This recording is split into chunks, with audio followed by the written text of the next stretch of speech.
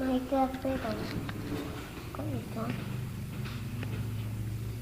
Jadi reflektor ini adalah sederhananya itu kalau wong Jawa ki pengilon artinya atau kaca itu istilahnya pemantul ya begitu. Sinar laser atau inframerah ini yang ditembakkan ke sini nanti akan diketahui untuk mengetahui bahwa gunung itu mengalami istilahnya apa ya, deformasi ya, bahasa orang-orang ahli gitu ya. Itu menyebutnya bahwa gunung itu mengalami deformasi itu nanti deflasi atau inflasi.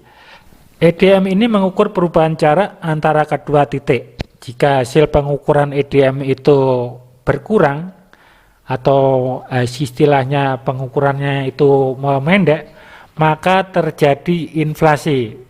Dan jika pengukuran EDM itu tambah gitu ya, atau memanjang dari hasil pengukurannya, maka terjadi deflasi pada bawah permukaan bumi.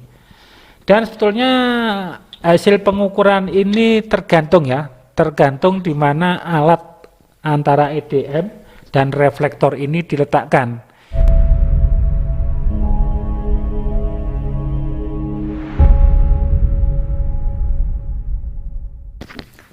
Assalamualaikum warahmatullahi wabarakatuh. Berjumpa kembali dengan channel KVO TV, channel yang membahas tentang mitigasi gunung api, terutama gunung api Kelut.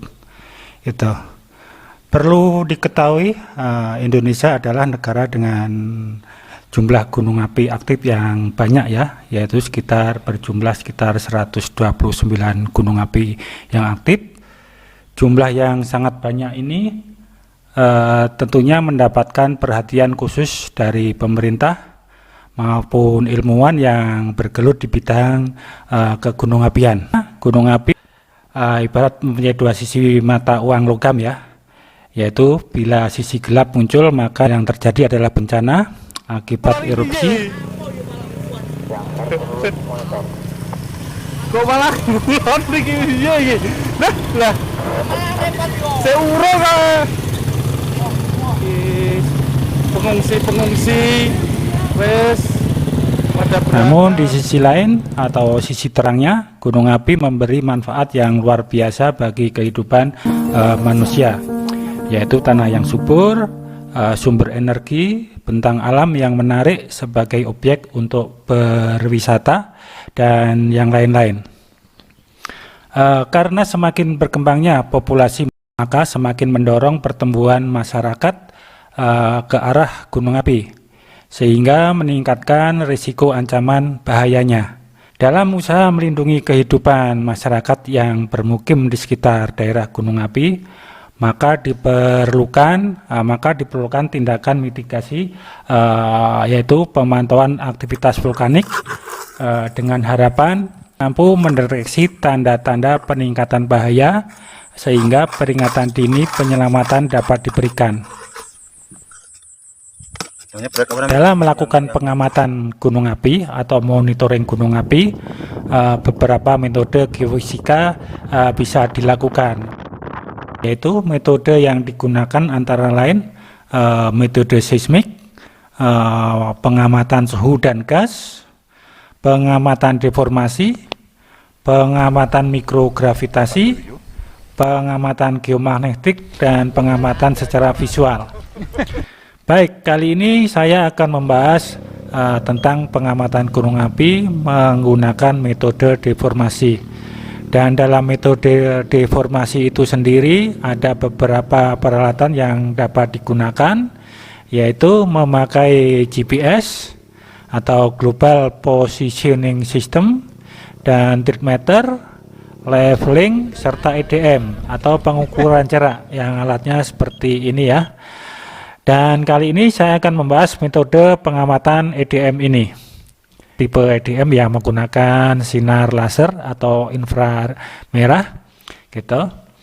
Alat ini adalah sebetulnya alat ukur ya, tapi secara elektronik, yaitu menggunakan gelombang elektromagnetik berupa sinar inframerah Ini menggunakan sinar inframerah sebagai gelombang pembawa sinyal pengukuran dan dibantu dengan sebuah reflektor ya.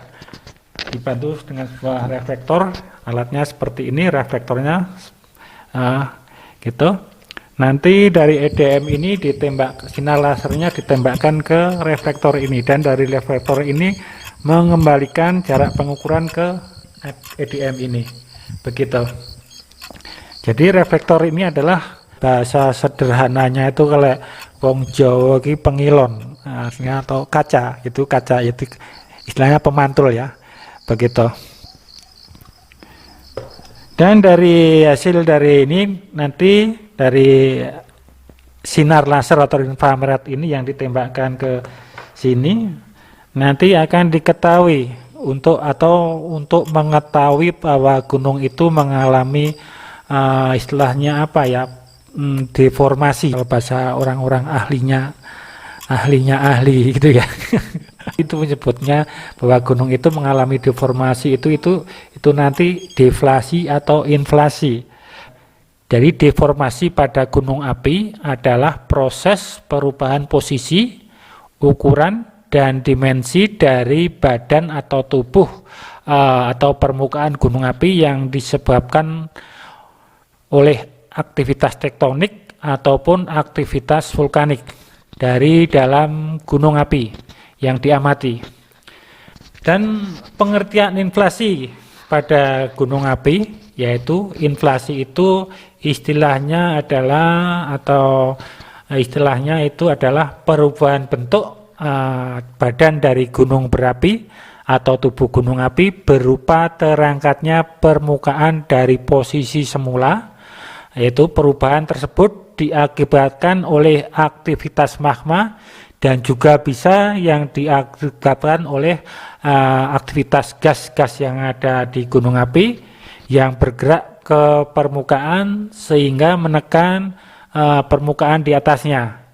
Inflasi sering dijadikan tanda-tanda akan terjadinya erupsi pada gunung api.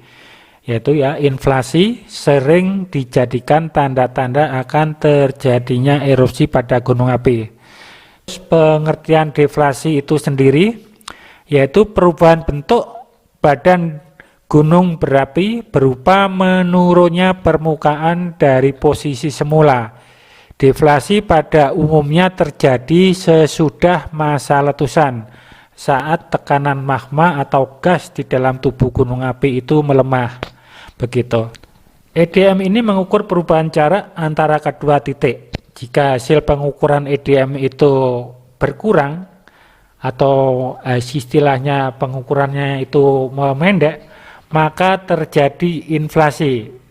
Dan jika pengukuran EDM itu tambah gitu ya, atau memanjang dari hasil pengukurannya, maka terjadi deflasi pada bawah permukaan bumi. Dan sebetulnya hasil pengukuran ini tergantung di mana alat antara EDM dan reflektor ini diletakkan. Salah satu contoh adalah di Gunung Tangkuban Perahu, yaitu alat EDM itu diletakkan di antara dinding kawah ya, yaitu yang untuk EDM yang ini diletakkan di dekat parkiran dan reflektornya ini di seberang. Waktu itu pas dilakukan pengukuran, hasil pengukuran itu dari EDM-nya itu memanjang. Begitu. Dan demikian pula kalau pas tekanan gas itu sudah terilis, misalnya ada semacam letusan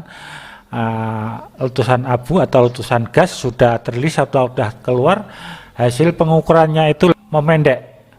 Begitu. Jadi untuk EDM ini istilahnya apa ya? Artinya deflasi atau inflasi ini tergantung, atau kalau memendek belum tertentu inflasi, dan sebaliknya juga kalau memanjang belum tentu deflasi. Jadinya pengukuran EDM ini tergantung di mana alat itu diletakkan.